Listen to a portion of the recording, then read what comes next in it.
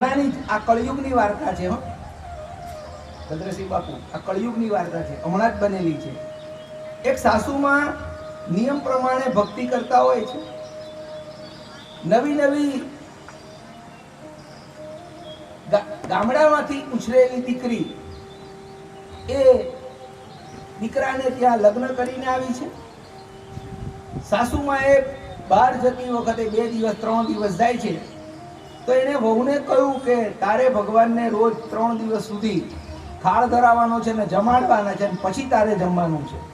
ભગવાનને જમાડ્યા વગર જમતી નહીં. સાસુમાએ બહુ કડક શબ્દોમાં કહ્યું. અને તમારામાંથી બધી જે માતાઓ બેઠી છે બધાને ખબર હશે કે સાસુમાં કોઈ દિવસ ઢીલા ના હોય, બહુ કડક સ્વભાવ હોય. ઘણા સંતો મજાકમાં કહે છે કે શ્વાસ અદ્ધર કરી દે એ સાસુ, જે આનંદ ના આપે તે નણંદ. અને વહુની હાલત કેવી હોય, તમે બધી માતાઓ એક સમયે વહુ રહી ચૂકી હોય, અત્યારે સાસુ હોય, એને ખ્યાલ હશે કે તમારા સાસુ કેવા હતા. સાસુમાં બહુ કડક છે. હવે સાસુમાં તો જતા રહ્યા, સેવા પૂજાનો રૂમ, ભગવાનની પૂજા રૂમ સોંપીને. અને બહુ સવારમાં વહેલા ઉઠી ગયા કે ભાઈ આખા ઘરનું કામ કરવાનું છે. એટલે વહેલા ઉઠી અને પૂજાની તૈયારી કરી, થાળ બનાવીને ભગવાનના રૂમમાં જાય છે. ઘરમાં કોઈ હતું નહીં. બપોરે 12 વાગ્યા તુલસીનું પાન મૂકીને ભગવાનને ભોગ ધરાવ્યો. એને તો એમ કે ભાઈ ભગવાન નિયમિત આવતા જ હશે. સાસુએ કહ્યું છે, બાએ કહ્યું છે, એટલે ભગવાન 100% જમવા માટે આવતા હશે. એને થાળ ધરાયો ને એને કઈ આવડતું નતું, બધા સ્તુતિ સ્તોત્ર. એટલે થાળ ધરાઈને ભગવાનને કહે છે કે હવે ચાલો તમે જમી લો, તમે જમી લો એટલે હું જમી લઉં. તો ભગવાન તો બિચારા આવતા નથી. અને આ કલાક 2 કલાક 3 કલાક બેસે છે, પછી રડે છે, ખૂબ રડે છે કે મારા સાસુ તમને રોજ જમાડે છે, તમે જમો છો, અને હું આજે મારો વારો આવ્યો ને તમે જમતા નથી. ત્યારે દીનદયાળ ઠાકોરજી પીગળી જાય છે. અને ઠાકોરજી એની એ વહુને હાથે એ જમે છે. આવું બીજે દિવસે થાય છે, ત્રીજે દિવસે થાય છે. અને ત્રીજે દિવસ પછી રાત્રે સાસુમાં આવી ગયા. રાત્રે સૂતી વખતે સાસુમાં એ પૂછ્યું કે વહુ ભગવાનને બરાબર થાળ ધરાવતી હતી ને, જમાડતી હતી ને? કે હા માં. ભગવાન નિયમિત જમવાય આવતા હતા? કે ના હોય? કે હા આવતા હતા.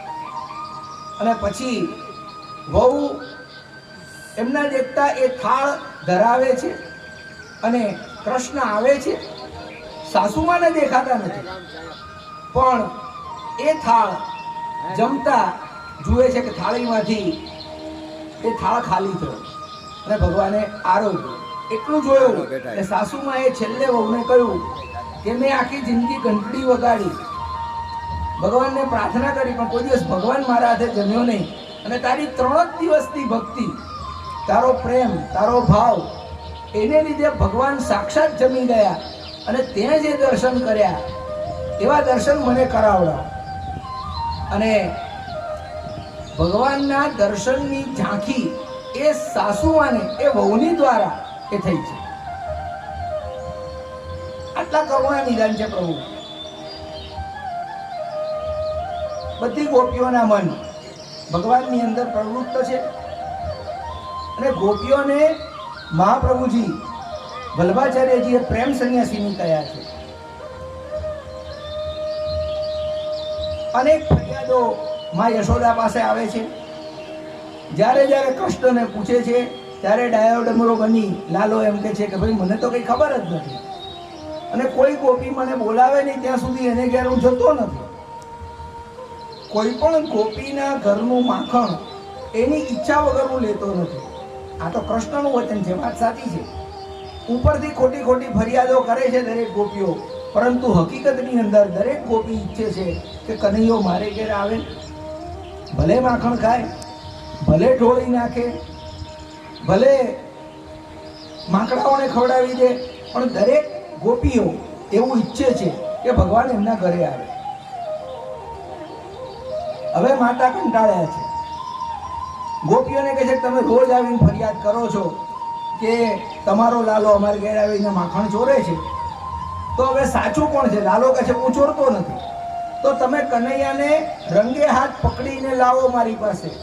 એના હાથ માખણથી ખરડાયેલા હોય, એનું મોઢું માખણથી ખરડાયેલું હોય, એના કપડાં માખણથી ખરડાયેલા હોય, એવો તમે પકડીને લાવો ગુનેગારને. એટલે આપણે પોલીસ સ્ટેશન ખુલ્લું જ છે, આપણે એને ધબધબાઈશું લાલાને અને સજાએ કરીશું. સુખદેવજી મહારાજ ગભરાતા ગભરાતા આ વાત કરે છે. બહુ સુંદર ડોંગરે બાપા કહેતા હતા આ કથા. અને પ્રભાવતી નામના એક ગોપી છે. એ પ્રભાવતીને પોતાની ભક્તિનો સાત્વિક અહંકાર છે. એણે ચેલેન્જ ઉપાડી છે કે તમારા કૃષ્ણને હું રંગે હાથ કપડા સાથે મોઢામાં માખણ ખરડાયેલું હશે એવો પકડીને લાવું તો તમે એને સજા કરજો. અને હું પ્રભાવતી કોઈથી પાછી પડું એમ છું નહીં. 2-3 દિવસમાં વાત. પાણી ભરવા ગઈ છે જમુના નદીના જળે. જળ ભરવાનું બહાનું છે, પરંતુ જાસૂસી પાકી ચાલુ છે પ્રભાવતી. એને ખબર પડી કે લાલાની વાનર સેના મારા ઘેર પહોંચી ગઈ છે, એટલે લપાતી છુપાતી પાછળથી આવે છે. લાલાની ટોળીમાં પાટલા બાયણેથી ખુલ્લું રાખ્યું હતું, ઘરમાં ધીમે રહીને બેસી જાય છે. માખણ તો ઊંચે શિકામાં હતું, લાકડી વડે એને કાણું પાડે છે. માખણ આપણે કાલે જોયું હતું, એક માખણ નીચે પડે છે. લાલાના હાથ માખણથી ખરડાયા છે.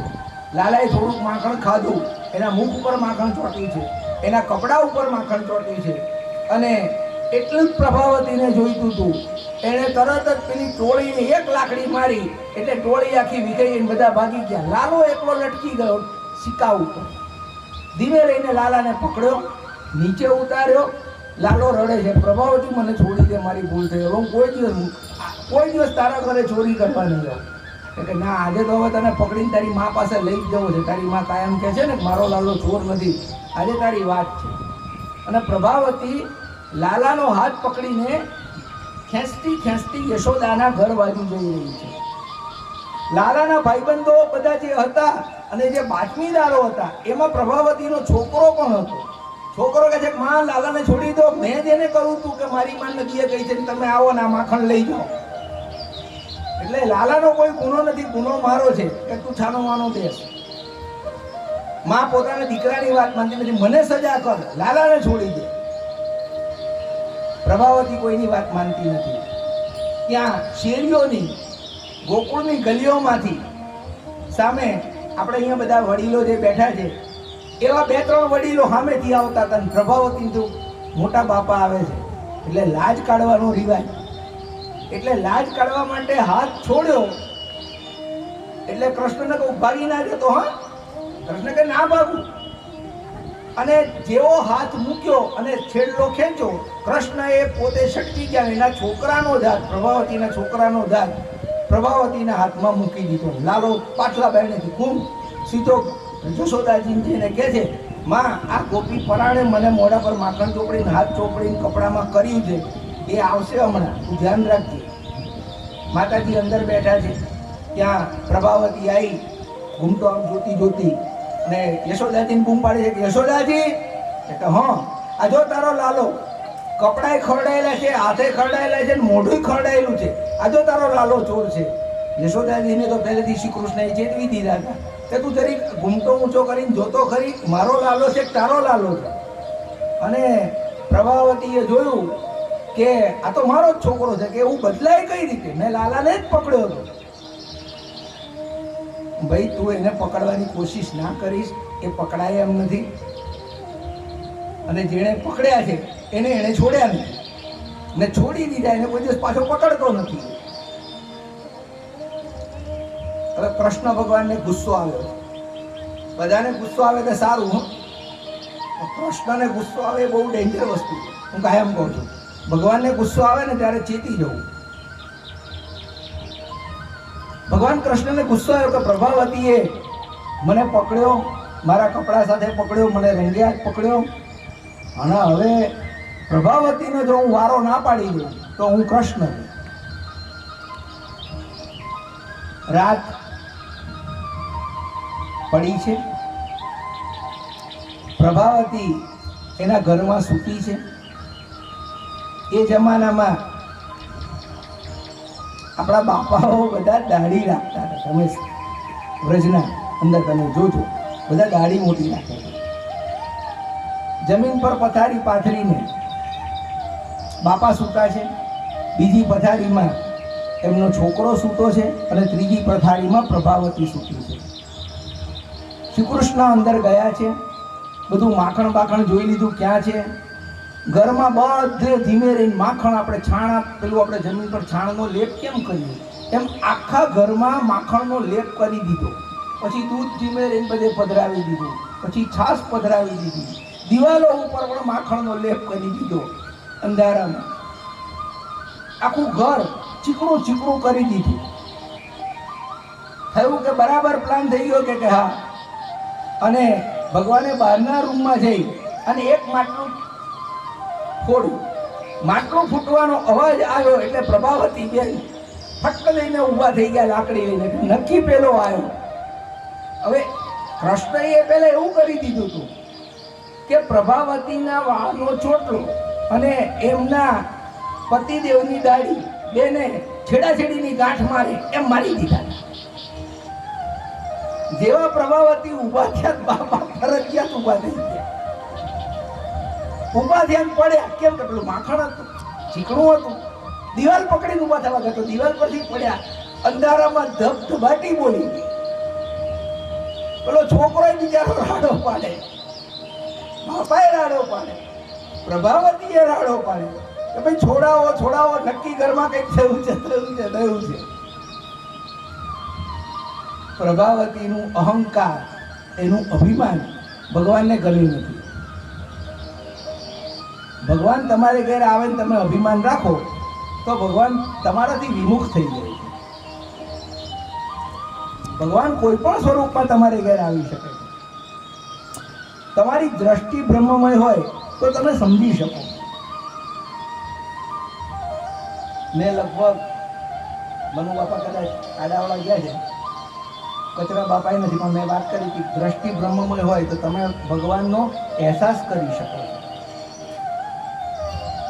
હું તમને હજુય કહું છું, આ કળયુગ છે. શંખ ચક્ર ગદા પદ્મ સાથે શ્રી કૃષ્ણના દર્શન કરવાની અપેક્ષા ના રાખતા. कोई स्वरूप में तुलसी इस संसार में सबसे मिली है भाई, न जाने किस रूप में नारायण ले गया. एक बनेली घटना कहूं. एक साक्षी हाजर છે અત્યારે, એટલે એની હાજરીમાં હું કહું છું. અમે દ્વારકા ગયા હતા, અમારો પરિવાર. બહુ વર્ષ પહેલાની વાત છે ભરતભાઈ, બહુ વર્ષ પહેલાની વાત. હા, બહુ વર્ષ પહેલાની વાત. દ્વારકાથી પાછા આવતા હતા તો હરસિદ્ધિ મંદિર આવે છે પોરબંદર પાસે. તો અમે મંદિર ઉપર ચડ્યા. મંદિર પરથી ઉતરતા હતા ત્યારે એક દાદીમાં બહુ વૃદ્ધ ઉંમરના હતા અને બે ત્રણ દીકરીઓ, યુવાન દીકરીઓ એમનો હાથ પકડીને ઉતરતી હતી કે ચડતી હતી. તે વખતે અમે ચડ્યા ત્યારે એ દીકરીઓને મેં પૂછ્યું કે મારા મનને સહજ સવાલ થયો. મેં કહું પેલા તમારા દાદીમાં હતા એ ક્યાં ગયા? કે અમારા દાદીમાં નતા. એ તો કહે છે કે ત્યાં નીચે જ વચ્ચે ઊભા છે, બેઠા છે. મેં ઉપર દર્શન કરવા ના આવ્યા? કે ના, ઉપર દર્શન કરવા નથી આવ્યા. બરાબર. અમે દર્શન કરીને નીચે ઉતરતા હતા અને મારી સાથે મારી દીકરી હતી. તો મેં એ દાદીમાને જોયા. મેં તરત મારી દીકરીને કહું, જો પેલા દાદીમાં છે ને એ મને બોલાવશે. મારો આત્મા એટલો પાવરફુલ છે એ બાબતમાં. મેં કોઈ દાદીમાં મને બોલાવશે, જોજે. આટલી બધી પબ્લિક છે અહીંયા, એ મને જ બોલાવશે. મને કહે બાબા તમને કેમ એટલો વિશ્વાસ છે? મેં કહું તું જોજે તો ખરી. અમે ત્યાં પહોંચ્યા તો પગથિયા ઉપર તો કેટલી ભીડ હોય. એ દાદીમાએ મને જ બોલાવ્યો કે અહીંયા આવતો. હું એ દાદીમા પાસે ગયો. મને કે મને હાથ પકડી નીચે ઉતાર. મેં કહું હું તમારો હાથ પકડું, તમે મારો હાથ પકડો. અમે એક 10 થી 20 પગથિયા ઉતર્યા અને એ 20 પગથિયા પછી દાદીમાએ કહું કે હવે તું મારો હાથ છોડી દે. મેં છોડી દીધો. મેં મારી દીકરીને કહ્યું કે હવે તું હાથ પકડ.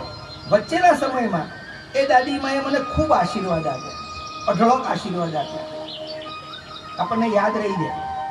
પછી મેં મારી દીકરીને હાથ આપ્યો કે બેટા હવે તું દાદીમાને બાકીના પગથિયા ઉતાર. એટલે મારી દીકરીએ પણ બાકીના 20 પગથિયા ઉતાર્યા. જેવા ઉતર્યા એટલે ડોશીમાં લાકડી વડે પરાણે ચાલતા હતા એને ગયા. અને એક ક્ષણમાં મારા અંતરાત્માએ એ કહ્યું, મેં મારી દીકરીને કહ્યું કે આ દાદીમાં કોણ હતા તને કે ખબર પડી? મને કે નહીં. તમને ડગલા ભરીને આશીર્વાદ આપ્યા, મને કાંઈ પણ થેન્ક યુ પણ ના કહ્યું. જુવાન છોકરી કોઈ આભાર ના માને તેને દુઃખ થઈ જાય. મને કે મને કશું જ ના કહ્યું, તમને આટલું બધું કહ્યું. મેં કોઈ એ જે હતા તે, પણ તું હવે આ બજારમાં એ લાકડીને ટેકે માંડ ચાલતા ડોશી માને તું ગોત, તને ક્યાંય નહીં મળે. આખા બજારમાં ગોતીએ. મારી દીકરી દોડી, મારા દીકરાને પણ મેં કહ્યું, એ પણ એ બજારમાં દોડ્યો, ક્યાંય એ ડોશીમાં દેખાયા નહીં. તો તમે નક્કી કરી શકો કે કોણ એ શક્તિ હતી ને કોણ આવ્યું ને કોણે આશીર્વાદ આપ્યા. ઈશ્વરને તમે પામી શકો છો, કયા સ્વરૂપમાં આવે તમે ઓળખી ના શકો. પણ મને એટલી ખબર હતી કે આ કોઈ શક્તિ છે, એટલે મેં એમને હું પગે લાગ્યો હતો અને એમણે અઢળક આશીર્વાદ આપ્યો. રૂપિયાની બહુ જરૂર નથી, રૂપિયા તો આવીને જતા રહે છે, પણ આવા આશીર્વાદ આપણી ઉપર વરસતા રહે તો આપણો ઉદ્ધાર થઈ શકે છે. હવે ભગવાનનું એ કર્મ છે કે બધા જીવોને પોતાની તરફ એ ખેંચતા હોય છે. પછી માતાજી પૂછે છે કે માં, તમને ઘરમાં કેમ ખાવાનું તને ભાવતું નથી? ત્યારે કે છે, માં આપણા ઘરમાં જે છે ને એમાં પ્રેમ નથી. ભગવાન વિચારે સારું. હવે ભગવાન પાસે નવી લીલાઓ કરે છે.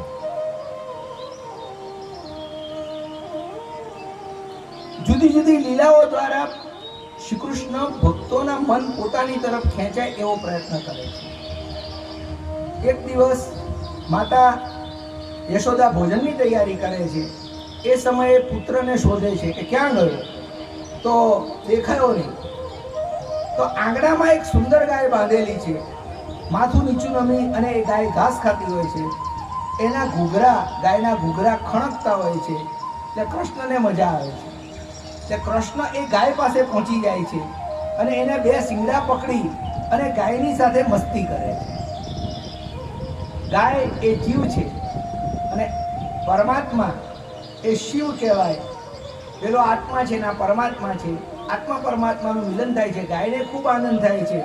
યશોદાજી દોડ્યા કે ગાય શિંગડું મારશે તો લઈ અને એ અંદર ઘરમાં લઈ જાય છે. રમકડા લાવીને આપે છે, કનૈયાને બેસાડે છે. ફરી પાછા કામમાં લાગી જાય છે માતાજી. લાલો દેખાતો નથી, બહાર જાય છે, જુએ છે કે ક્યાં ગયો હશે. તો લાલો ચૂલામાં સળગતા અંગારાની સામું જોઈને કહે છે કે માં જો આ માણેક છે. એટલે માં ગભરાઈ જાય છે કે લાલા અડકતો નહીં, માણેક નથી, હળગતા અંગારા છે, દાજી જઈશ. અને પાછા યશોદાજી એ કૃષ્ણને ઊંચકી અંદર લઈ જાય છે. થોડી વાર પછી પાછા જુએ છે તો રસોડામાં લાલો નહોતો, પારણિયામાં નહોતો. ક્યાં ગયો? તો કનૈયો વાંદરાઓને માકડાઓને માખણ ખવડાવતો. અને મેં પોતે અનુભવ કર્યો છે. અમારા ઘરના અમારા કુટુંબવાળા બધા મારાથી ડરે આ બાબતમાં કે વાંદરાઓને હું હાથથી ખવડાવું. કાળા મોંવાળા વાંદરા ડેન્જર વધારે, લાલ મોંવાળા એનાથી પણ વધારે ડેન્જર. હું હાથથી ખવડાવતો હું. તો વાંદરું કૃષ્ણના હાથમાંથી પ્રેમથી ખાય છે. હવે બીક લાગે, વાંદરું લાફો મારે તો ક્યાં જવું? તો પાછો લઈ જાય છે. ફરીથી પાછો લાલો છે દેખાતો નથી, ગાય પાસે નથી, અગ્નિ પાસે નથી, માકડા પાસે નથી. તો ક્યાં ગયો? તો અંધારામાં એક બિલાડી બેઠી હોય છે ને એની આંખો ચમકતી હોય છે. એટલે લાલો એની માને કહે છે કે માં આ બિલાડી અંધારામાં બેઠી બેઠી મારી સામે ડોળા કાઢે છે, મને બીવડાવે છે, લાવ તલવાર કાપી નાખું બિલાડીને. માતા હસે છે કે બિલાડી તને ડરાવતી નથી, પણ અંધારામાં એ તારી સામે જુએ છે ને એની આંખો ચમકતી હોય એટલે તને એવું લાગે છે. ફરી પાછા માતા કામે વળગે છે. દરેકના ઘરમાં લાલો જ હોય છે. માઓને કામ કરવા ના દે અને માનું એક આંખ સતત પોતાના બાળક પર રહેતી હોય છે ને રાખવી પડે છે. વાડાના ખૂણામાં એક ખાડો છે, એ ખાડામાં પાણી ભરેલું છે અને લાલો ત્યાં જઈને ઊભો રહે છે. માને કહે છે કે માં મારે આમાં તરવું છે. માં કે તરાઈને ડૂબી જવાય. હવે આ તો ભવસાગરમાંથી જીવ માત્રને તરવે એ માટે આવ્યો છે. હવે એ ક્યાંથી ડૂબી જવાનું? આપણે જેવું બોલીએ એવું પોપટ બોલે. હવે તો એવા રમકડાય આવે છે, આપણે જેવું બોલીએ એવું રમકડું પણ આપણી જેમ બોલતું હોય છે. એટલે પોપટને ફળ ખવડાવે છે, પોતાના હાથમાં ફળ રાખી ખવડાવે છે. એમ થાય કે પોપટ ચાંટ મારશે તો હાથમાં લોહી નીકળશે તો માતાએ દોડીને ફરીથી લાલાને ઉપાડી લીધો. આમ એક કાંટાળા થર પાસે જાય છે કે આ મોતી છે અને મારે લેવા છે. માં કે મોતી નથી, લાલ ચણોઠી છે, તું એને અડકીશ તો તને હાથમાં કાંટા વાગશે. અને પછી સફેદ ગુંજાની વેલ એ બાજુમાં હતી. માતાએ લાલ અને સફેદ ગુંજાની માળા બનાવી લાલાને ગળે પહેરાવી છે. લાલાને શોધવા માટે ઘડીએ ઘડીએ માતાએ ધ્યાન રાખવું પડે છે અને માનું મન સતત શ્રી કૃષ્ણની અંદર પ્રવૃત્ત રહે છે. કનૈયો પ્રસિદ્ધ પુરાણ એ નારાયણનો અવતાર છે. એનું કામ જ ભક્તોના પાપને ચોરી લેવાનું છે. મારા કંઈક પાછલા જન્મના પુણ્યને લીધે અમારા નાગર કુટુંબમાં શિવ ઉપાસક વધારે હોય, હાટકેશ્વરના ઉપાસક વધારે હોય, અને છતાંય બેલેન્સમાં શ્રી કૃષ્ણની પણ ભક્તિ કરનારા છે. મારા પિતાજીએ આ પદ રચ્યું છે અને આપણે લેવું છે.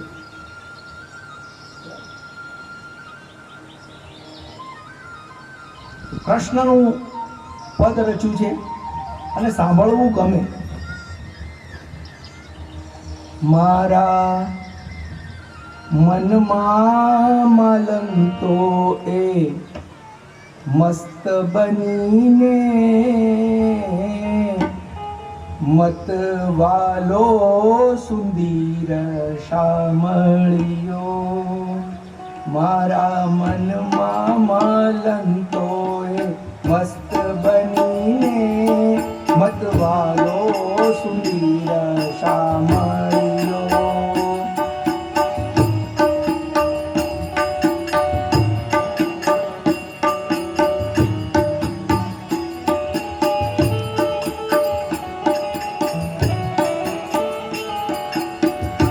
મારા મનમાં મલંતો એ મસ્ત બનીને મતવાલો સુંદર શામળિયો.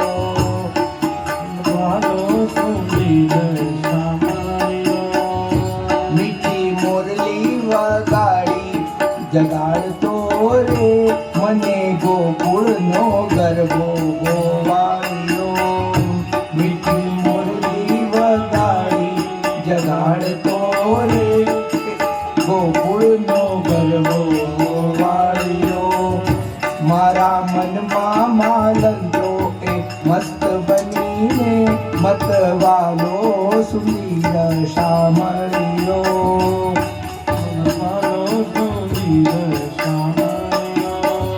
તું માખણ દહીં કરે ચોરી. બધા ગાજો.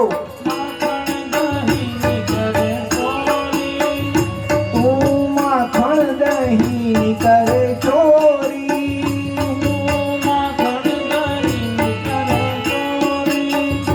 વળી ચિતડાની કરતો તું ચોરી.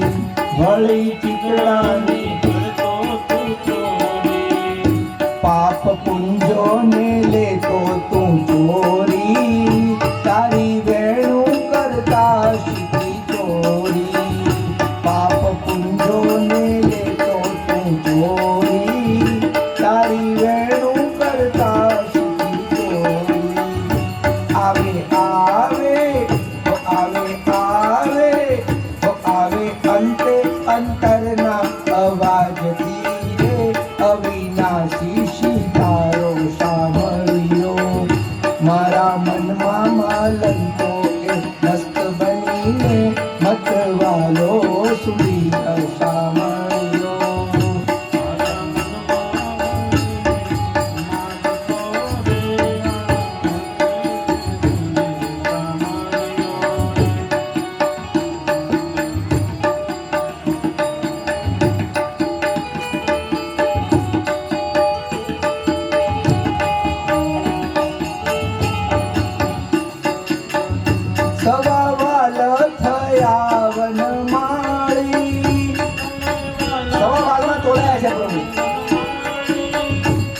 बुद्धि गुच्छो बनी गया मारी, बुद्धि गुच्छो बनी गया मारी।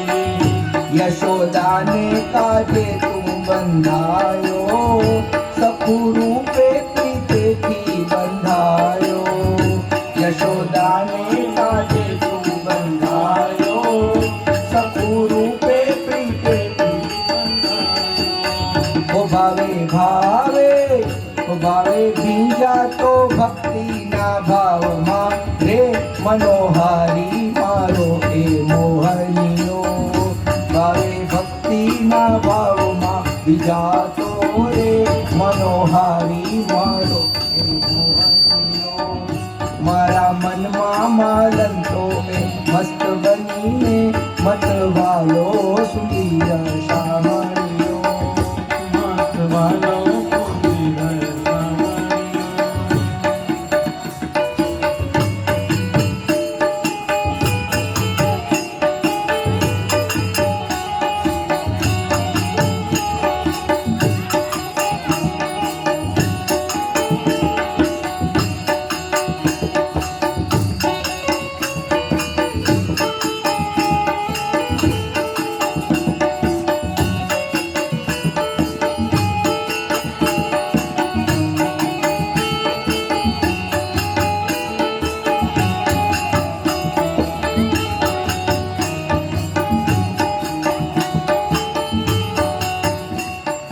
प्रहलाद पार उतारा,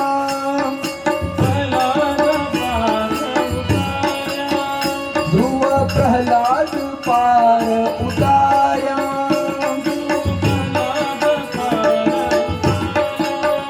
कंस चाणूर देवाओं ने मारा, कंस चाणूर देवाओं ने मारा।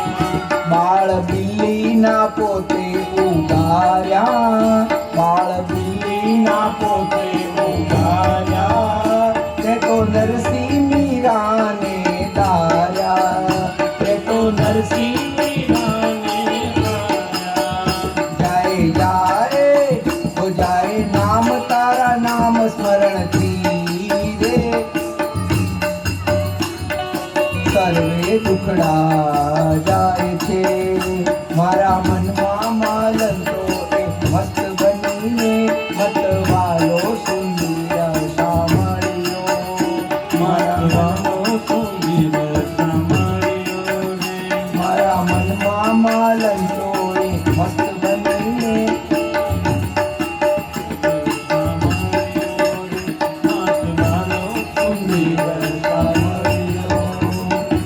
कृष्ण कन्हैया लाल की जय। 2 મિનિટ સરસ ધૂન બોડાવી લો, ત્યાં સુધી હું પાણી પીઉં। મારી માતુજી કોરે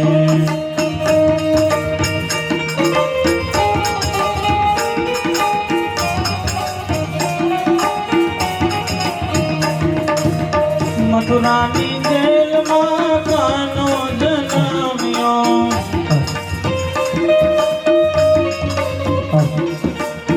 મથુરાની જેલમાં કાનો જન્મ્યો, મથુરાની જેલમાં કાનો જન્મ્યો।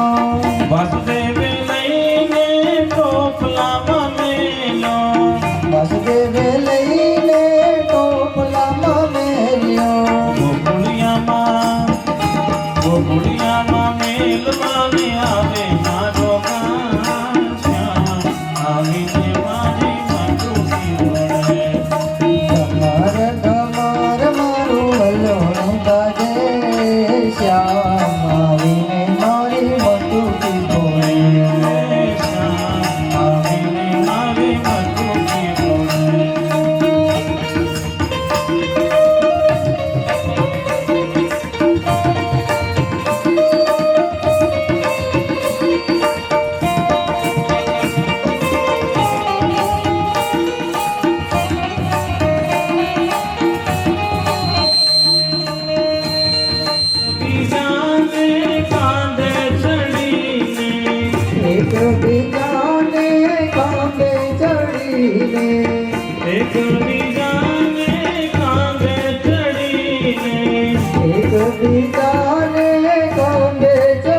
મોરલીને મટુકીમાં મોરલી મારે મારો શ્યામ શ્યામ આવીને મારી મટુકી બોલે.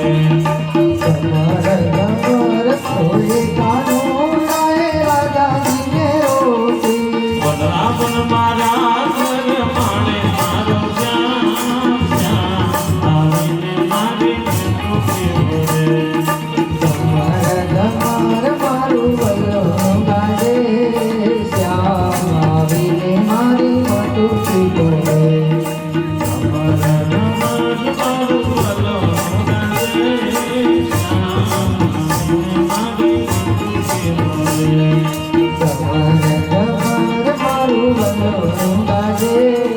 શ્યામ આવીને મારી મટુકી બોલે.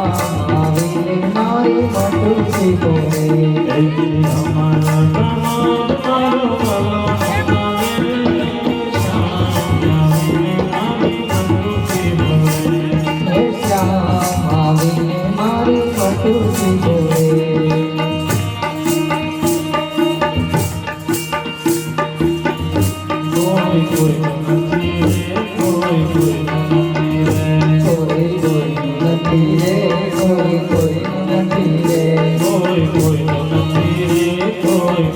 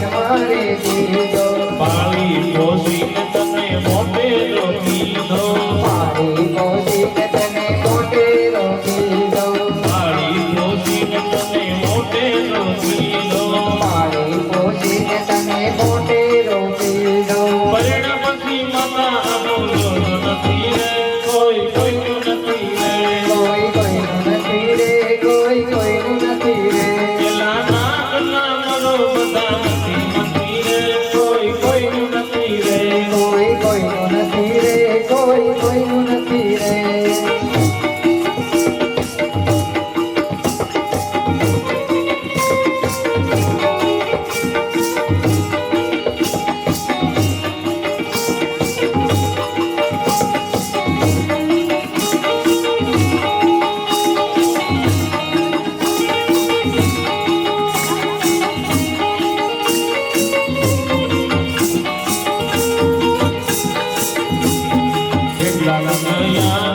કેટલાક જવાના કેટલાક ગયા ને કેટલાક જવાના ના કોઈ રહ્યા ને ના કોઈ રહેવાના ના કોઈ રહ્યા ને ના કોઈ રહેવાના દયાળના કોઈ સમાચાર નથી રે કોઈ કોઈનું નથી રે કોઈ કોઈનું નથી રે કોઈ કોઈનું નથી રે કલ્યાણના મરો બધા મતી રે કોઈ કોઈનું નથી રે કોઈ કોઈનું નથી રે કોઈ કોઈનું નથી રે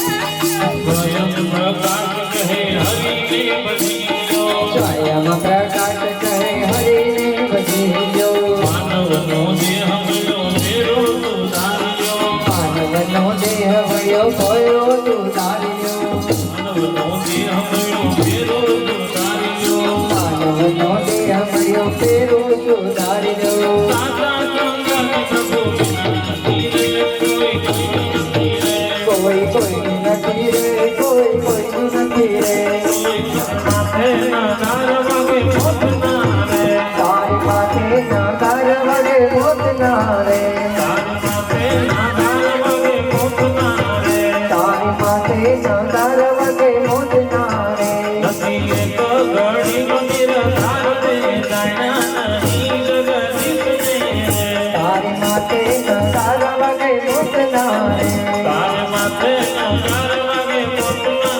રે તારી માથે ના તાર વગે મોત ના રે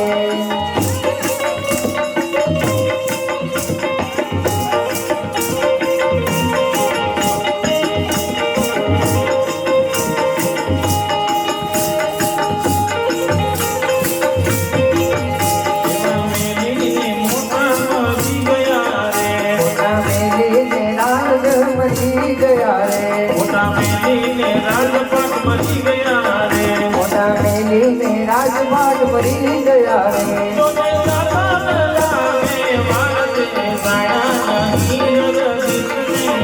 તારે માથે નો તારા વાગે મોત ના રે તારે માથે નો તારા વાગે મોત ના રે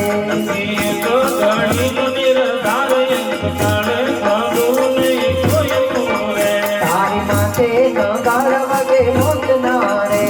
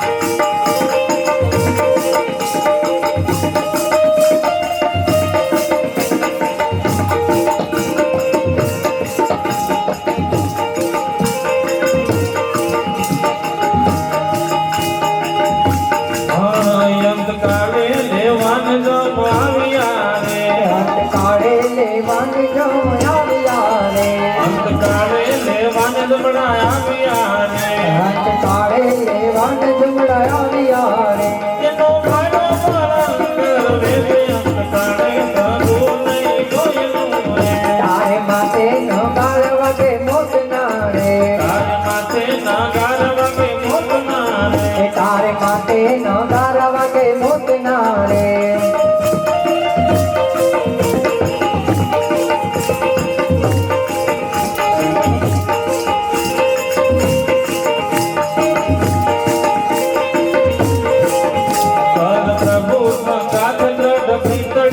કર પ્રભુ સંગાત દ્રઢ પીતળી રે કર પ્રભુ સંગાત દ્રઢ પીતળી રે કર પ્રભુ સંગાત દ્રઢ પીતળી રે મરી જાવો મેલી કઢન પાલયંક જાડે પ્રભુ નહીં કોઈનું રે કર પ્રભુ સંગાત દ્રઢ પીતળી રે કર પ્રભુ સંગાત દ્રઢ પીતળી રે કર પ્રભુ સંગાત દ્રઢ પીતળી રે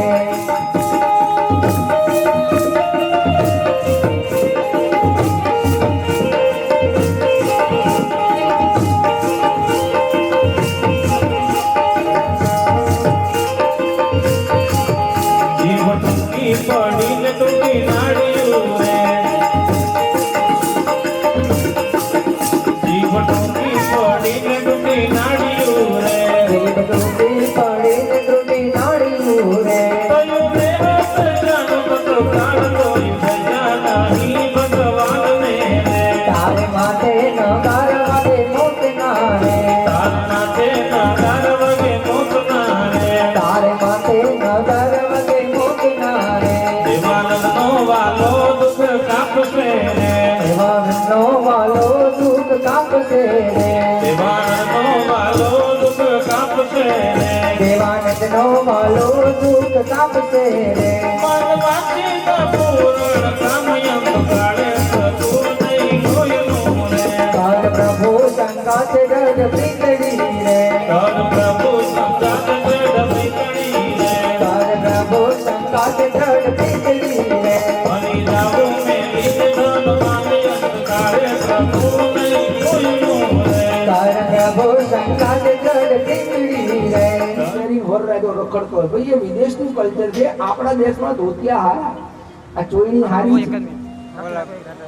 હવે નવી પદ્ધતિ નવા દિવસો નવા માણસો આજે માતાઓ બેઠી છે હમણાં કાલે જ અમારે વાતચીત થતી હતી આ જીની પહેરનારી ને કાચડી પહેરનારી ને આજે જૂનો ડ્રેસ છે આપણો એ છેલ્લી પેઢી છે આવનારી પેઢીઓ આવું કઈ નહીં પહેરે આધુનિક હશે અત્યારે અમારા કોલેજમાં ઘણા આવે જ છે અમને ખબર છે જીન્સના પેન્ટ પહેરીને આવે છે જીન્સ પહેરાય જ નહીં ભાઈ હોય કે બેન હોય જીન્સ ના પહેરાય કેમ ના પહેરાય એની કોઈ ચર્ચા નથી કરવી મારે પણ ના પહેરાય ચામડીને બહુ નુકસાન કરે છે શરીરને ખૂબ નુકસાન કરે છે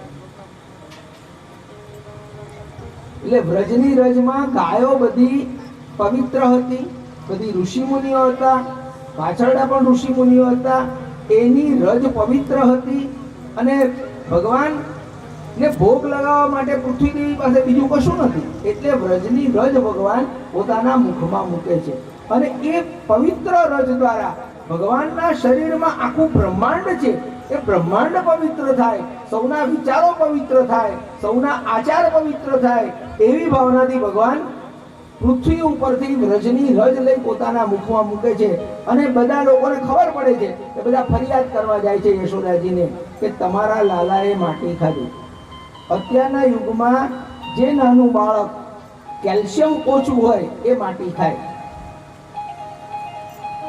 કેલ્શિયમના ટીકડા ડોક્ટર ખવડાવે માટી ખાય ઘણા દિવાલ ખોતરીને ખાય અમે નાના હતા અમારી સ્કૂલમાં અમારી સાથે ભણતા હતા તે પેલી લખવાની પાટી પેનમાંની પેન આવે ને એ બેઠા બેઠા ચાવે એનો ભૂકો એક કૂવો હતો સ્કૂલમાં એની પર ઘસ્યા કરે અને એ જે રીતે પેન્સિલ છોડી નવરી કરી નાખે એ રીતે લખવાની પેન પણ ધાર કાઢી અને ઘસી નાખે અને એ બધો પેનનો ભૂકો બેઠા બેઠા ચાલે અહીંયા ભગવાને માટી ખાધી પહેલા તે માટી ખાધી કૃષ્ણ એમ કે છે કે ના અમે માટી નથી ખાધી તો કૃષ્ણ ખોટું બોલે છે તો વ્રજની માટી એ વ્રજની માટી નથી વ્રજની રજ છે અત્યંત પવિત્ર છે વ્રજનું પાંદડું પવિત્ર છે ટેબલ કઈ ગયો તું આપણે નસીબદાર એટલા નથી કે આપણે ત્યાં સુધી હું પોતે હું ત્યાં સુધી જઈ શક્યો છું મન છે એનો હુકમ થશે એટલે બોલાવશે બ્રહ્માંડ ઘાટ પર ભગવાને માટી ખાધી અને ભગવાન જ્યારે બોલ્યા કે ના મેં માટી નથી ખાધી, ત્યારે બલરામ કહે છે કે એને ખાધી છે, ગોપ બાળકો કહે છે એને ખાધી છે. એટલે કૃષ્ણ તો સત્ય પ્રિય છે. આપણને ઘણી વખત એવું થાય કે કૃષ્ણ જૂઠું બોલે છે. મહાભારતના યુદ્ધમાં અનેક વખત આપણે જોયું, ઘણા પ્રસંગો છે, પણ એક જ પ્રસંગ યાદ રાખજો, ભગવાન ક્યારેય ખોટું બોલ્યા નથી. એમણે કર્મ ભાવ નથી રાખ્યો કે મેં કર્યું. માટે જ્યારે પરીક્ષિત મરેલી અવસ્થામાં જન્મ્યા અને ભગવાન પાણી હાથમાં લે છે અને કહે છે કે મેં જિંદગીમાં કોઈ પણ પ્રકારનું પાપ ન કર્યું હોય, ક્યારે જુઠ્ઠું ના બોલ્યો હોઉં, ક્યારે અસત્ય ના કર્યું હોય, તો આ બાળક પરીક્ષિત સજીવન થાવ. અને એ પાણી શ્રી કૃષ્ણ પરીક્ષિત ઉપર છાંટે છે. પરીક્ષિત રાજા જીવ આવે છે. તો ભગવાન જુઠ્ઠું બોલ્યા હોય તો એવું ના થાય. ભગવાન ક્યારે ખોટું બોલ્યા નથી. મૈયા મોરી હિન્દીમાં પંક્તિ છે, મેં નહીં માખન ખાયો. મૈયા મોરી મેં નહીં માખન ખાયો. એમાં કેટલી બધી દલીલો ભગવાન કરે છે. છેલ્લે પછી આમ થાય છે કે માં બિચાર્યા ગૂંચવાય છે. એટલે ધીમે રહીને એના જ શબ્દો છે. લાલો ફરીથી કહે છે, સુરદાસ શબ્દ કેટલા લડાવે છે. મૈયા મોરી મેં નહીં માખન ખાયો, મૈયા મોરી મેં નહીં માખન ખાયો. છેલ્લે ભગવાન ધીમે રહીને કહે છે, મૈયા મોરી સુન મૈયા મોરી મેં નહીં માખન ખાયો.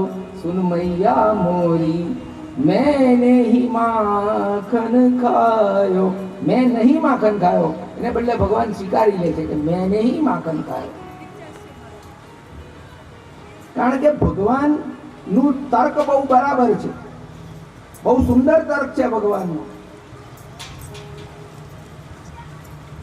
ભગવાન ની અંદર આખું બ્રહ્માંડ છે. યાદ રાખજો, આખું બ્રહ્માંડ ભગવાનમાં છે. આપણે આપણા અંદર કોઈ વસ્તુ હોય તો આપણે કઈ રીતે એને ખાઈ શકીએ? ના ખવાય. બીજું, માટી નથી ખાધી એમ કે છે.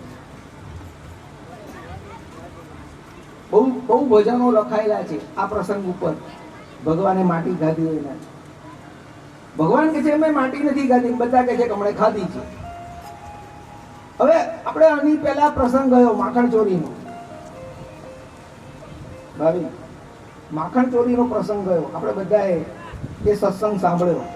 સુખદેવજી મહારાજે જે પરીક્ષિતને કહ્યું તે.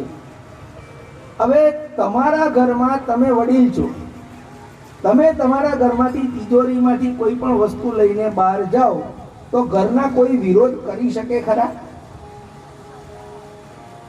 તમે તમારા ઘરમાં ચોરી કરી કહેવાય ખરી? ના. તમારા ઘરમાંથી તમે કોઈ પણ વસ્તુ લો, કોઈ માતા લે, કોઈ બેન લે, કોઈ દીકરી લે, એ ચોરી નથી. તો બધું ભગવાનનું જ છે. આપણું કઈ હતું નહીં. આપણે આવ્યા હતા તો ખુલ્લા શરીરથી આવ્યા હતા, બાંધી મુઠ્ઠીથી આવ્યા હતા. જઈએ છે તો મુઠ્ઠી ખુલી જાય છે. જન્મ્યા હતા ત્યારે કપડું નથી આપણી પાસે. આ સમાજ દયા કરીને કપડું આપે છે. જાય છે ત્યારે ખાપણ ઉડાડે છે. જૈન સમાજમાં, તમારું ગામ જૈન સંપ્રદાય સાથે સંકળાયેલું છે, મને ખબર છે. જૈન સંપ્રદાય નામ પછી પડે છે અને છેલ્લે કોણ મરી ગયું તો કે ભાઈ ફલાણા હતા, છે નહીં, હતા, ગયા. એનું નામ પણ જતું રહે છે. છેલ્લે નનામી શબ્દ આવે છે. બધું ભગવાનનું હતું, ભગવાનનું જ છે ને ભગવાનનું રહેશે. ભગવાને દુનિયામાં એવી વ્યવસ્થા કરી છે કે તમે બીજાને માટે મૂકતા જાઓ છો. તમે જાતે જોડે કશું જ લઈ જઈ શકતા નથી. માત્ર લઈ, તમારું નામ પણ નહીં તો કપડું નહીં, મિલકતે નહીં. તમે માત્ર તમારા સત્કર્મો સાથે લઈ જાઓ છો. એ સિવાય કશું તમે લઈ જઈ શકતા નથી.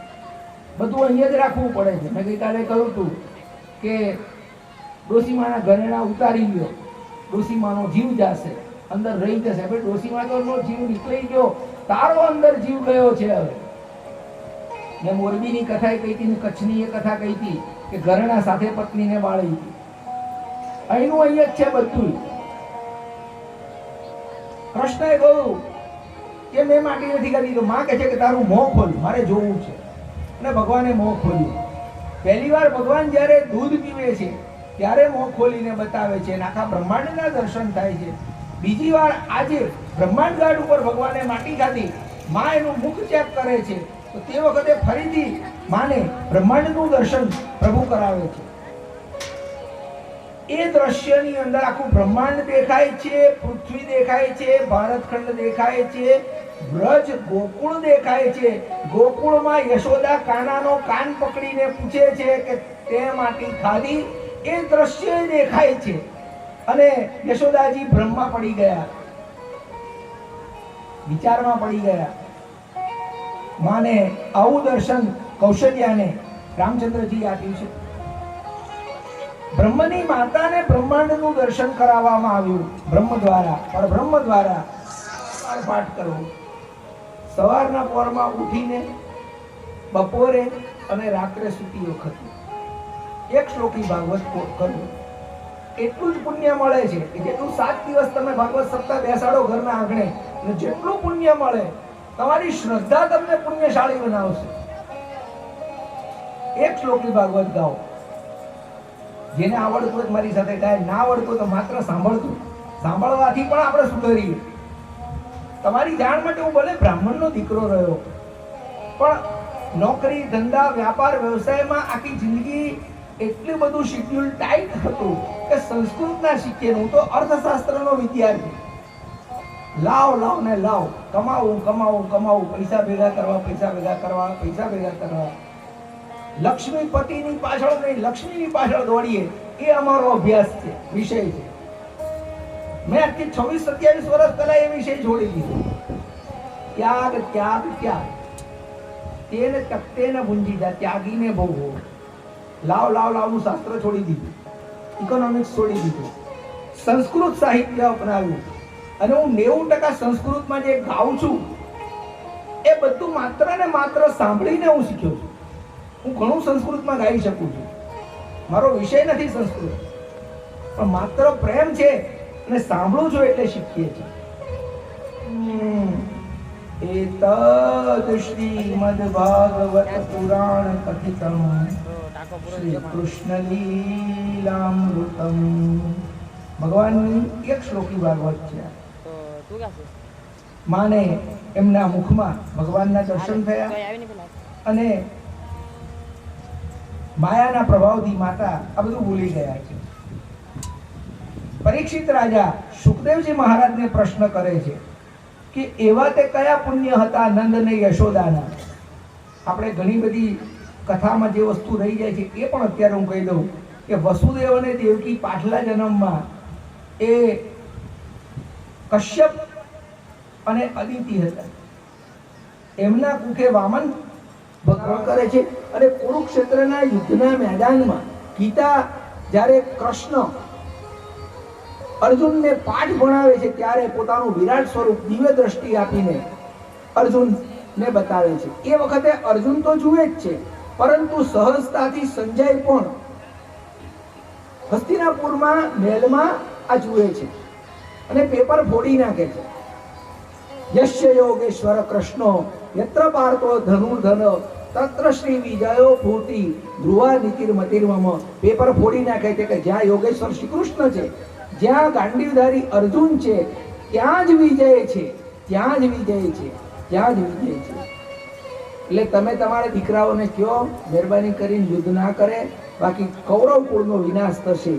આમ મારી મતિ પ્રમાણે કહું છું. સંજયને મતિ અને દ્રષ્ટિ આપી હતી વેદવ્યાસજીએ. સંજય કહી દે છે કે આમ થશે, હવે રોકી લો.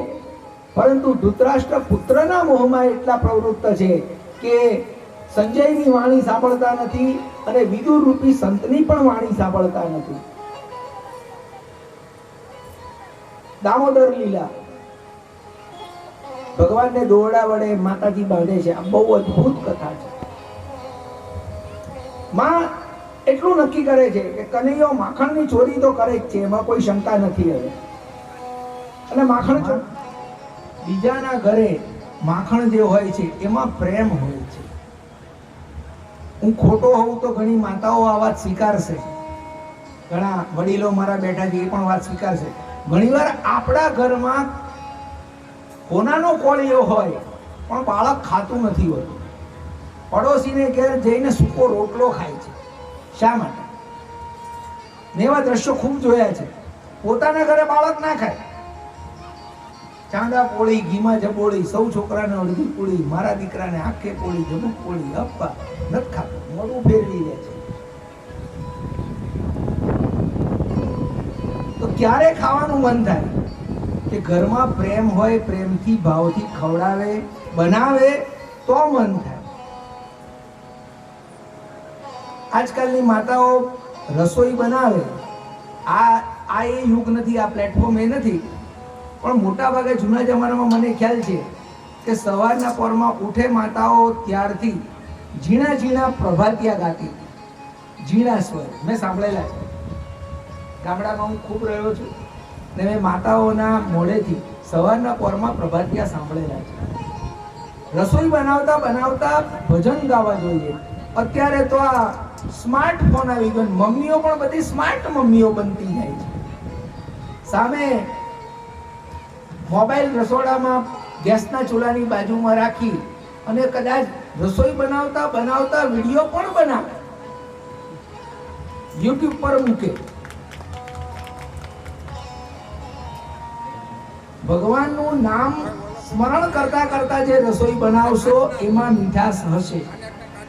કે સતી સીતાને લક્ષ્મણ વીર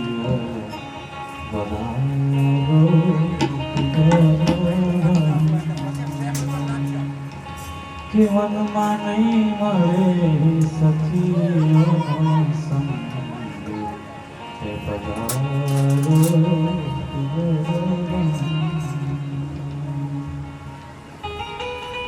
એક વાર્તા નથી કહેવી પણ મન થાય છે એટલે કહું છું. આ વ્યાસપીઠ એ અગ્નિપીઠ છે.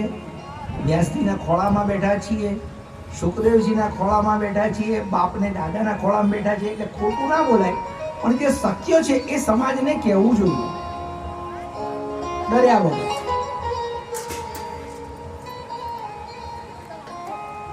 અત્યારના યુગમાં રાત્રે 10:30, 11 વાગે પત્ની મોબાઈલમાં જોતા જોતા લગભગ ઊંઘવા આવી છે. મોબાઈલ જોઈએ, ટીવી તો જોઈ લીધું, થાકી ગયા ટીવી જોઈ, હવે મોબાઈલમાં બેડરૂમમાં પણ મોબાઈલ લઈ જાય છે. મોબાઈલની અંદર રમત રમે છે, પછી સૂઈ જાય છે. ત્યાં એનો પતિ આવે છે અને કહે છે કે સાંભળે છે કે હો, ઊંઘમાં છે, સાંભળે છે કે હો, તો કે પપ્પા મમ્મી આવે છે, મારે લેવા જવાનું છે, એટલે મગજ છટકે છે. તમારા ડોહાને ડોહીને કઈ ધંધો નથી, અડધી રાત્રે 11 વાગે ગુડાય છે, આમ તેમ કેટલોય બોલે છે. પેલો બિચારો સરળ હોય છે, આમ હાથ બીડીને ઊભો રહે છે, સાંભળે છે. એટલે ક્યાં છે કે બસ સ્ટેન્ડે લેવા જવાનું છે પપ્પા મમ્મીને, અને પેલી બગડાટી બોલાવે છે.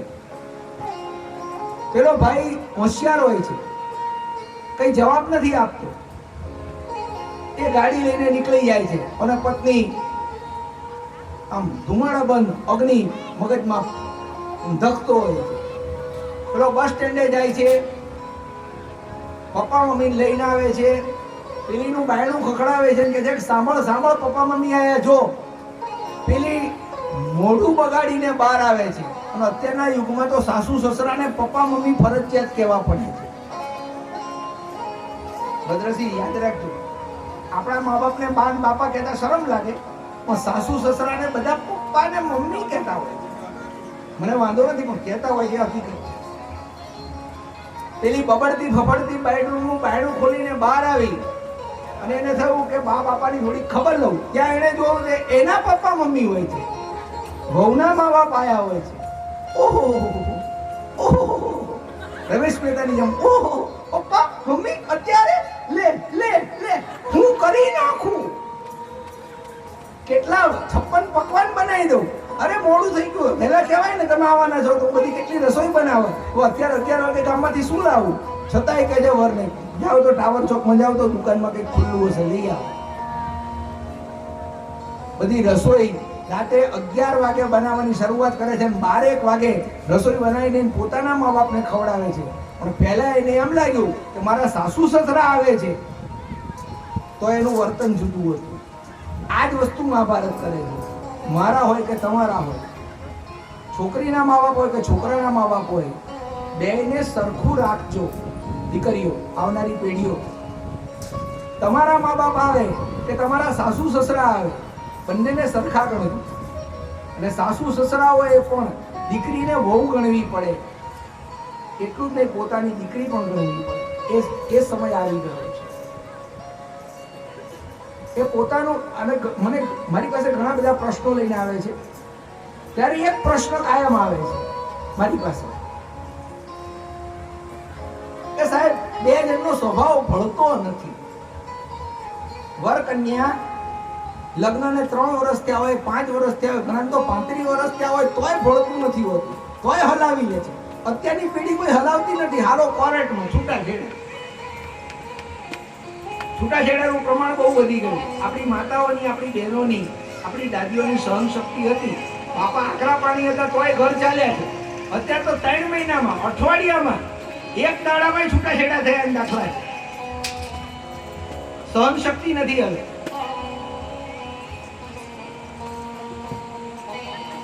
પરિસ્થિતિ એવી આવી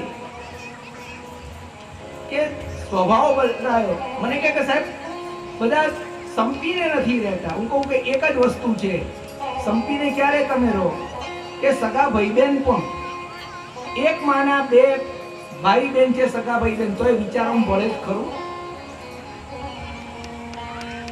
આપણે આપણી બહેન સાથે ભળ્યું છે, બહેનને ભાઈ સાથે ભળ્યું છે કે ના? સગા ભાઈ બહેનને ભળતું ના હોત, આ તો અજાણ્યા છે 2 જણા, ક્યાંથી ભળે? સેટિંગમાં આખી જિંદગી વહી જાય. લોકોને સેટ થવું નથી, અપસેટ રહેવું છે. મેં હમણાં જ કહ્યું હતું ગઈકાલે કે જે યાદ રાખવા જેવું છે એને ડિલીટ મારે છે, અને જેને ડિલીટ કરવા જેવું છે એને મગજમાં સેવ રાખે છે. માતા જે યશોદા છે, યશોદાજીને ભગવાન કહે છે કે માં, ઘરમાં બધું માખણ અને બધું છે પણ આમ ભાવતું નથી. પોતાની માનો કોઈ વાંક નથી કરતા. આપણે કહેવત છે કે માની કોઈ દિવસ નિંદા ના કરે. ભગવાન પણ માની નિંદા નથી કરતા. માને કહેતા નથી કે માં, તારા હાથની રસોઈમાં મીઠાશ નથી. માં વિચારે છે કે વાત સાચી છે. ઘરમાં નોકર ચાકર રસોઈ બનાવે છે.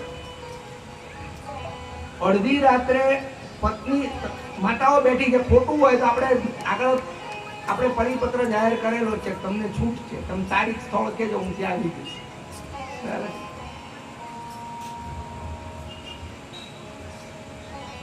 માં પોતાના બાળકને જેટલા ભાવથી જમાડે છે એટલા તમે બાપાઓ ખોટું બોલો તો મારા હમ. તમને તમારી પત્ની એટલા પ્રેમથી જમાડે? હૃદય પર હાથ રાખીને તમારા મનને પૂછજો. પોતાના છોકરાને 100% જમાડે છે. હાજી, એનો છે ને. પણ આ કોનો? કે આ તો સાસુનો છોકરો. પોતાનો છોકરો અને સાસુનો છોકરો બે વચ્ચે ભેદ રાખે. સાસુના છોકરાને પણ એટલા જ ભાવથી જમાડવો જોઈએ જેટલો પોતાના છોકરાને પ્રેમથી જમાડે છે. પોતાનો છોકરો બહારથી આવ્યો હોય, ઘરમાં ગમે તે તકલીફ હોય, પણ છોકરાના કાને નહીં પડવા દે. ગમે તેવું થયું હોય પણ શાંતિ હશે, અવાજ નહીં કરો, બધાય શાંતિ. છોકરાને જમવાનું છે, સાયલેન્ટ, પેલે બાજુ જાઓ, આમ જાઓ. છોકરાને ભાવથી શાંતિથી જમાડે છે. અને બાપો જેવો જમવા બેઠો એટલે ત્યાંથી શ્રી ગણેશાય નમઃ, અથ શ્રી મહાભારત કથા શરૂ થઈ ગઈ. એવું ના કરો. પતિને પણ એટલા જ પ્રેમથી જમાડો.